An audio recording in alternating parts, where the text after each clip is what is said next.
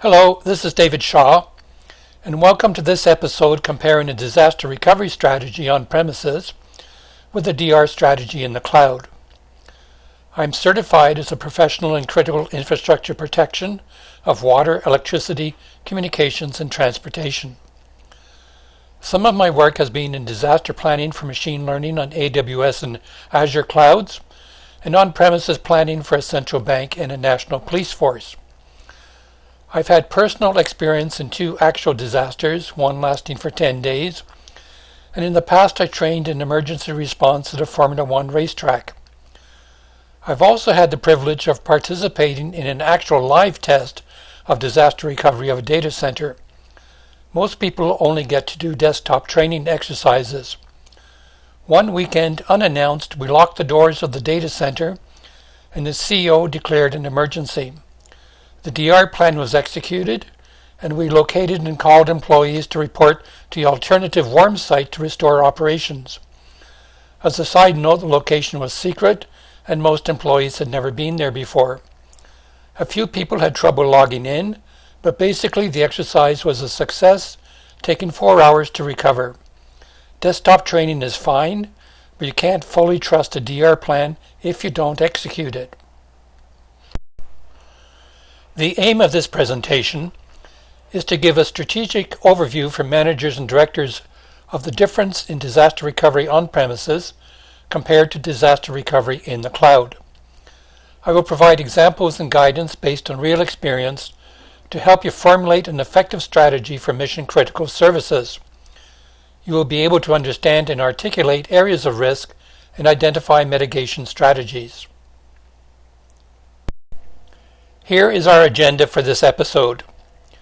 We will review some definitions of outages and disasters and look at hazards in a bit more detail. Then we will review some characteristics of cloud computing to provide context. Finally, we will compare strategies on premises with strategies in the cloud so you can form your own conclusions. Let's start by reviewing some definitions. In IT, whether it's on premises or in the cloud, we must deal with 3 types of service interruptions: planned outages, unplanned outages, and outages that are severe enough to constitute a disaster. A planned outage is used for scheduled maintenance of an IT system. Notices will be published in advance, so people know when the system will be down and can schedule their work around the outage. Planned outages are scheduled for system upgrades and patches. Planned outages follow standard operating procedures. An unplanned outage is an unexpected interruption or failure in the normal operation of a computer system, network, or application. It can occur due to hardware failure, network failure, software component or application failure, security breaches, or a natural disaster. An unplanned outage can be diagnosed and repaired by an expert IT team following troubleshooting procedures. An unplanned outage becomes a disaster when it has serious consequences such as loss of life in fields like healthcare and emergency services, damage to a brand's reputation, regulatory reprimands or penalties, and business losses in millions of dollars. A disaster is also a catastrophic loss caused by a natural hazard occurring, such as a tornado, flood, wildfire, etc. In the next section, we will look in more detail at natural hazards. A hazard is a process, phenomenon, or human activity that may cause loss of life, injury, or other health impacts, property damage, social and economic disruption, or environmental degradation. For IT data center operations, there are 4 main types of hazards. The 4 types are physical hazards affecting IT infrastructure, health and safety, and fire events. Chemical hazards affecting health and safety. They can often arise if you're near transportation corridors for dangerous goods. Biological hazards are epidemics and pandemics. And there's a wide range of natural hazards. Natural hazards are the most likely to cause catastrophic loss of IT services, so we will look at them a little bit. Here are major natural hazards that you should consider. In my experience, that is in my lifetime, the most frequent and likely natural hazard is an extreme weather event. A few years ago I did a threat risk assessment on a data center in Texas. I identified extreme weather and related insect infestations as the main risk. The CEO rejected this and insisted all mentions of climate change should be removed from the report. 2 years later, his data center flooded out in an extreme rain event. You can use this checklist doing your own impact analysis. To do an impact analysis, you need to estimate probability. The probability of natural hazards can be established using historical records and current trends. Many countries maintain a disaster or a risk registry that can be helpful in an impact analysis of how these could affect electricity, water, communications, transportation, and physical security. The probability does not follow a natural statistical distribution. These events occur in the tail of the curve, and it appears they probably occur more frequently than you would expect from the records. Broadly speaking, the scenarios you should consider will fall in the areas of electricity, water, communications, transportation, and physical security. These will play out differently on premises versus the cloud. Electricity is obviously needed to power the data center and supporting services such as HVAC. Water may be needed for cooling, especially for mainframes.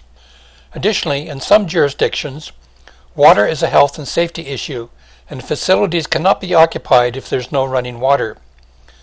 Communications includes telephone services, local area networks, municipal area networks between your facilities, VPN gateways, internet, private lines, and so forth. Transportation includes delivery of backup tapes, critical supplies and hardware, and the ability of employees to report for work. In congested areas, simple gridlock can compound an emergency. Physical security has many aspects, but for this discussion I would define it as denial of access to a facility. There are many dependencies you should consider, but from a strategic perspective, the issue is simply, what do you do if you cannot access the services of an essential building? A threat risk assessment and an impact analysis would identify scenarios that should be addressed in your disaster recovery plan. These would include bad human actors, denial of access due to explosions and fire, and natural hazards. To set the stage, I want to review cloud computing. Cloud computing is very different from on-premises. It requires a different mindset. If you haven't lived the cloud, you will not fully understand it. Let's start by reviewing some cloud computing concepts to provide a context for developing a strategy. I won't discuss all of these items in detail. You can use this as a guide for discussions with your IT people or for self-education. On-premises IT is fragile, whereas the cloud is anti-fragile. It is designed to be resilient, robust, and self-healing. It gets stronger with stresses and failure. Site reliability engineering removes fragility from the cloud system. Cloud engineering expects, designs, and plans for stress, failures, and crashes. On-premises availability with normal effort will be around 99.9%.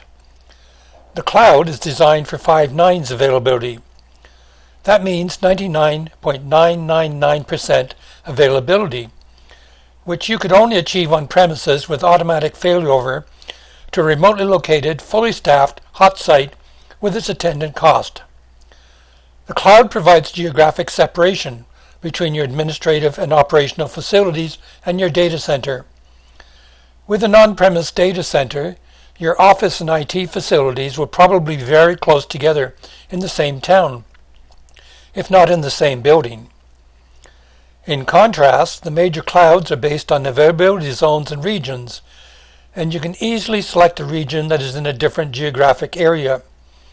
In the event of a major disaster that wipes out your operation, you can be assured that your IT services will remain intact in a different region.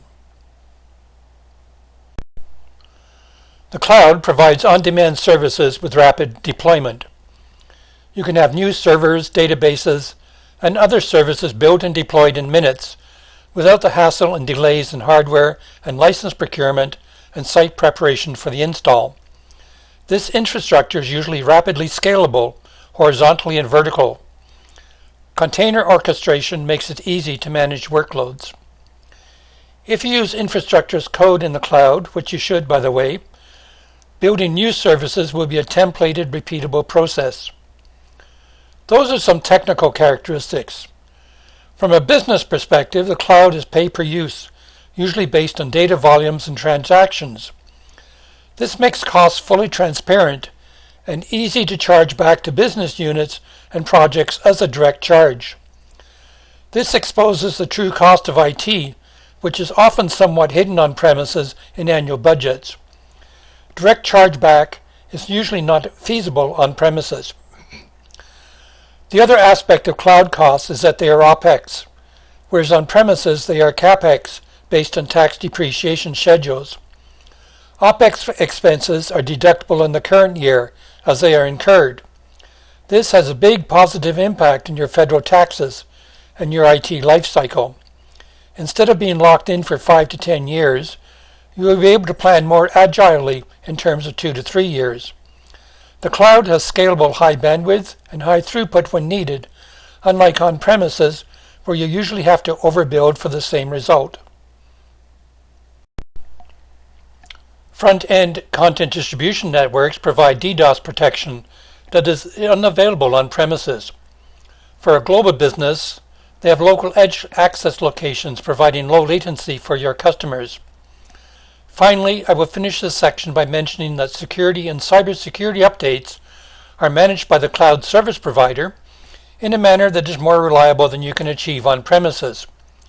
Also, you can easily build secure applications with zero trust, key management, and unified security and role-based access control. I could probably think of more characteristics of cloud computing, but I think you get the picture. To further understand how the cloud is different, consider these 3 ideas to shape how you think. First, if there's a massive failure of cloud services, you will have bigger problems to worry about on the scale of a catastrophic nuclear explosion or a meteorite striking the Earth. This is not something you should plan for. If there is a cloud service outage, in most cases it will be repaired faster than you can execute a DR plan. A cloud disaster as such is highly improbable. But if there is a cloud disaster, such as the loss of an availability zone or even a region, other AZs and regions will be operable. If this is a concern, you can architect for multi-AZ or multi-region services. As for high availability, classical belief is that it plays no role in disaster recovery. This is true on premises. If you lose the data center, it doesn't matter how it was designed and built. If you architect a system for high availability and you lose the data center, you lose the system no matter how well you designed it. In the cloud, however, I would argue that the intrinsic high availability by design plays a key role in loss prevention and reduces the scenarios that you must consider in disaster recovery planning. In this section, I will present a basic disaster recovery scenario found with on-premises IT infrastructure. I will try to avoid specific details, but provide enough that you can understand the issues. This diagram shows an on-premises data center set in a wider business context for better understanding, although the focus will be on IT. Each component in this diagram should have its own coordinated DR plan.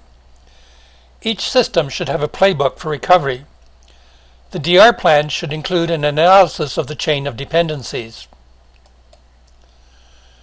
Physical security of offices and data centers encompasses perimeter security, access control, HVAC, fire and health and safety. Transportation is necessary for employees to get to work and the delivery of supplies and products. Communications, in my mind, is the most critical element, including telephone services, local area network, municipal area network, VPN gateway, internet gateway, private lines, and so forth. With the advent of remote and hybrid work, most organizations have a VPN in place, so you should have a separate DR plan for your communications layer. Software as a service for code repositories is also very critical. GitHub might be very resilient and robust, but SaaS puts another vendor in the chain of dependencies. And with SaaS, you do not have a vendor relationship. You only have a service level agreement and terms and conditions, often defined by a foreign jurisdiction. This is true of any SaaS services you incorporate into your IT. Data backups and application snapshots must be backed up off-site, which is also a dependency. Finally, on premises, facilities are dependent on single sources of failure in water and electrical utilities. Briefly, if access to the office is denied, an obvious business continuity plan is remote operations over VPN.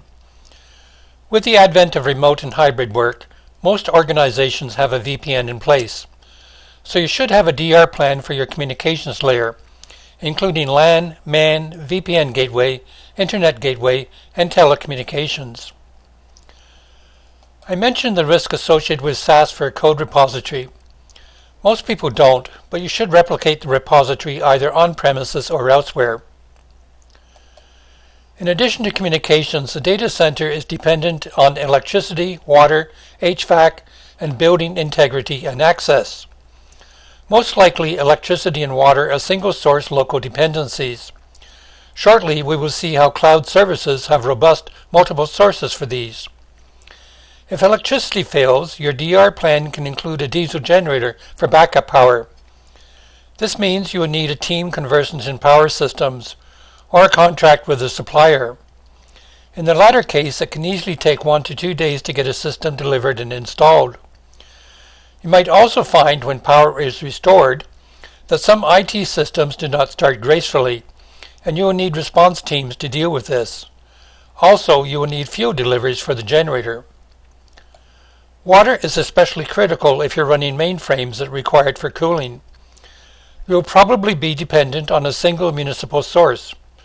With a water failure, a mainframe must be scrammed very quickly, and you will have to fall back on an alternate site. We will discuss this in a minute. The simplest case on premises is when a critical system has an unplanned outage that has an unacceptable impact, such as large financial loss, regulatory penalties, damage to reputation, or loss of life. An individual system can fail because of a security breach, a software or hardware failure, a network failure, a power failure, and malicious acts by external or internal actors. Some examples of preventative measures are DDoS and virus protection, designs based on load balancing in clusters, data replication for high availability, failover to a second system, and robust power sources. You will incur upfront capital costs for things like additional hardware, additional software licenses, backup media, physical space, environmental controls, and the like. Moreover, operating expenses are also higher due to the additional labor and hardware software maintenance required to support the in-house DR equipment and processes. Complete on-premises data disaster recovery is the most expensive of all DR options because you typically have to plan to have an alternate DR site ready with the necessary power, environmental controls, and spare compute, storage, and network capacity sitting idle during normal operations. Obviously, if you lose the data center catastrophically, you will have to resort to an alternate site. On premises, the choices are a cold, warm, or hot site. We will see that this concept does not apply to cloud computing, where recovery can be measured in minutes and hours. Both the cold and warm site are likely to be in your locale to make administration, maintenance, and transportation easier. In an emergency, you don't want the delay and risk in transporting staff to a remote site, but they should be on different electrical substations and water mains from the principal premises and have a separate Tier 2 or Tier 3 telecommunications carrier service. Pay attention to transportation for IT workers to get to the alternate site, even when it is local. In an emergency, traffic can be blocked for many reasons. Also, in some types of emergencies, employees might have concerns for family safety and be reluctant to leave their homes. A code site is a backup facility that has the physical, electrical, cooling, and communication components of a computer facility, but lacks the actual computer equipment. No personnel are required on site. It can take weeks to recover from a disaster at a code site. Only basic power, environmental controls, and communication services are installed until disaster recovery is activated. You need to procure, install, and set up the servers and data storage, load and test software, make all LAN connections, then recover data from backups that will be days or weeks old. A code site is inexpensive to maintain, but the cost and time to recover can be exorbitant. Few organizations can recover successfully using this model for mission-critical applications. Frankly, I can't imagine this ever being a real option. I think it probably exists just for theoretical discussions, or maybe it was feasible in a time long before the internet. A warm site is a compromise between a hot site and a cold site.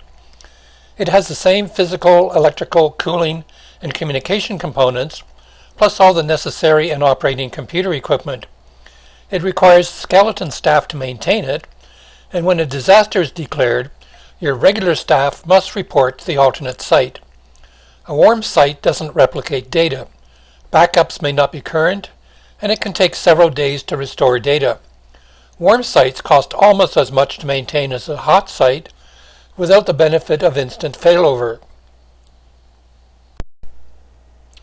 A hot site is a fully functional backup site that is a mirror of the primary site, with a near-complete backup of user data and the entire computer system.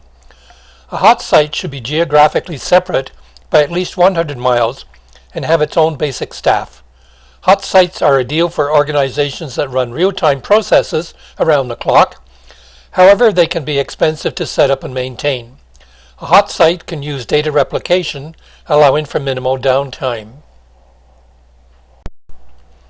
Let's compare the on-premises strategies that we've just discussed with the situation in the cloud. Before we discuss a disaster recovery strategy for the cloud, I should mention that a robust security architecture is necessary to support the cloud DR strategy. Here are a few things that come to the top of my mind. Also, AWS and Azure have well-architected frameworks that you can use as a reference. A robust identity and access management model should address multi-factor authentication, authorization through role-based access control, based on principles of least privilege and separation of duties and key management. Access at the network layer should be controlled through network segmentation, likely on a hub and spoke model, with access controlled through firewalls and security groups.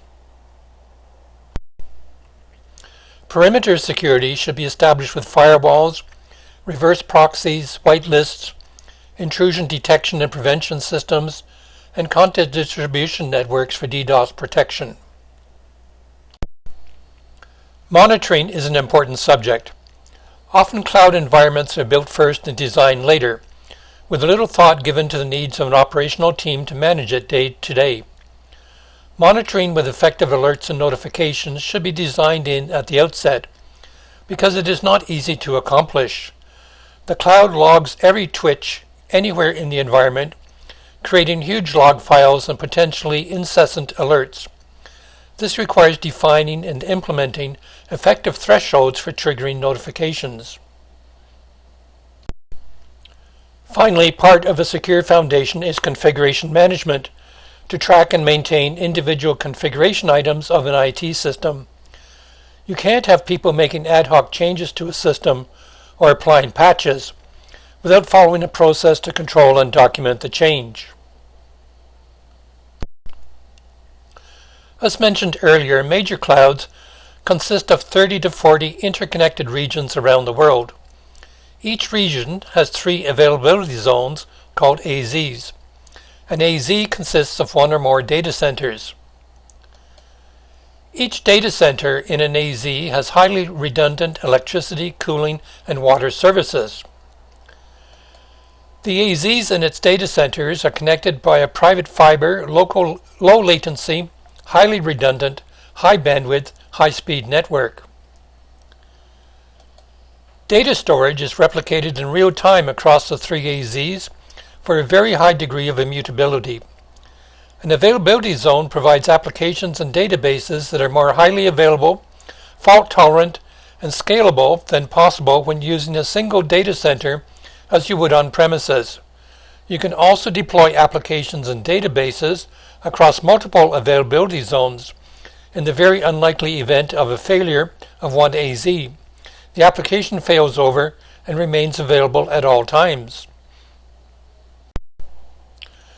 Let's compare on-premises to the cloud in more direct detail. This graphic illustrates the basic difference between on-premises and the cloud. On-premises, you are responsible for everything, including CapEx investments and OpEx expenses. We don't need to discuss the details as long as you understand everything is inclusive in the cloud and is an operational expense.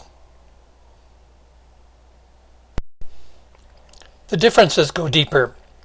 While some applications can be designed for high availability on premises using load balancing and clusters and other techniques, it is very unlikely the data center as a whole will be designed for high availability. It will probably be of the order of 3 nines availability. In comparison, the basic cloud foundation will have 5 nines, or 99.999% uptime. However, you should check the service level agreement of the services you are using. Availability can range from 99.95 to 99.999.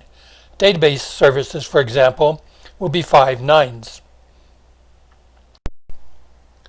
Another difference is in data storage. Data storage in the cloud is highly redundant, with data replication across 3 availability zones as a default. In comparison, data storage on premises could be said to be fragile and highly dependent on backups as a form of external storage. Speaking of which, in the cloud you should also be making data backups and snapshots of applications and schemas. While the data storage is very immutable, it is dumb, object, and blob storage with no knowledge of your schemas. You can store snapshots in long-term archive storage, but be aware that data retrieval from archive can take several hours, depending on the class of storage you are paying for. The cloud is highly redundant in all aspects. Each data center in an availability zone has highly redundant electrical and water services. For example, each data center will have services from at least 2 separate electrical networks. With these differences in mind, let's focus on cloud scenarios more closely. One thing that is obvious is that despite the resiliency of the cloud, it's not very helpful if you can't access the cloud. The cloud gateway is obviously a single point of failure. The weakest part is your private line to the cloud's local zone. It's also possible to have a telecommunications failure in the local zone. So if you're serious about cloud computing, you should have a backup for your direct connection. This could be a second parallel gateway, or it could be a VPN to the cloud. Some commentators have highlighted disaster recovery as an area of difficulty in the cloud compared to on-premises. I think this is because these organizations are bringing on-premises thinking to the cloud. On-premises disaster recovery is centered on cold, warm, and hot alternate sites. We previously discussed how the concept of a cold site is an archaic idea that borders on silliness. Let's consider a scenario where you have an environment built in a single AZ, and the AZ has an unplanned outage. It's very likely the AZ will recover before you can do anything useful, and your best response is to wait for it to recover. But suppose from your perspective that this is an emergency, or the AZ has a catastrophic failure. This is very extremely unlikely, but let's consider it as a possibility. Following conventional thinking, you might believe the cloud is some kind of worm site, and you would plan to recover your application using an existing code pipeline in another AZ or even another region. The problem is your build will fail because all the LAN addresses, API calls, and private key management will be different. It could easily take 3 or 4 days to reconfigure and test. So this is not an option in today's business environment. If you need disaster protection, then the cloud option is to think of the cloud as a hot site and use the resiliency of the cloud in a replication strategy. To finish this presentation, here is a simple disaster strategy for the cloud that you can build on. Recall the complexity on premises. A disaster recovery strategy in the cloud can take advantage of the inherent resiliency and replication in cloud architecture. This is why high availability means something different in the cloud from what it means on premises. Let's walk through a scenario. Assume you have built an environment in an AZ, hopefully using CI/CD pipelines, but that's a side discussion for another time, and that you maintain backups and snapshots per normal IT practices. We've discussed before that you should clone the code repository, although very few people do. We identified that the cloud gateway is a single point of failure. So you should have a separate parallel gateway or VPN to provide resiliency and alternates if the first gateway connection fails in a disaster. In lieu of a conventional disaster strategy, which we have shown will not work anyway, you should use the design of the cloud to replicate the application to a second AZ or even a region. Replicating to another AZ is as simple as ticking a checkbox. That's all it takes. Finally, recall that data storage by default is replicated over 3 AZs. Since an AZ can have one or several data centers, this means your data might be replicated over as many as 9 data centers. If this does not satisfy your appetite for risk, you can replicate the data to a second region, adding storage and many more data centers. This needs only a few lines of code. The end result is a dynamic disaster recovery strategy that removes the need for complicated DR plans. All you really need are a handful of operational plans and playbooks for managing this replicated application. This brings us to the conclusion of this video. There are many factors in deciding to build IT on premises or in the cloud, and there's no one-size-fits-all answer. It is not the purpose here to argue for one or the other. The purpose is to show the difference between disaster recovery on premises and in the cloud to help inform your decisions. The areas of risk are different, and the strategies to mitigate them are different. If you bring a cloud mindset to the cloud, you'll find that many of the by-the-book data recovery strategies used on premises do not apply in the cloud, and you can be more effective taking advantage of the cloud's inherent characteristics. Thank you for watching this with me. I'm interested in knowing how your strategy compares to what I presented. I'd also like your comments and feedback.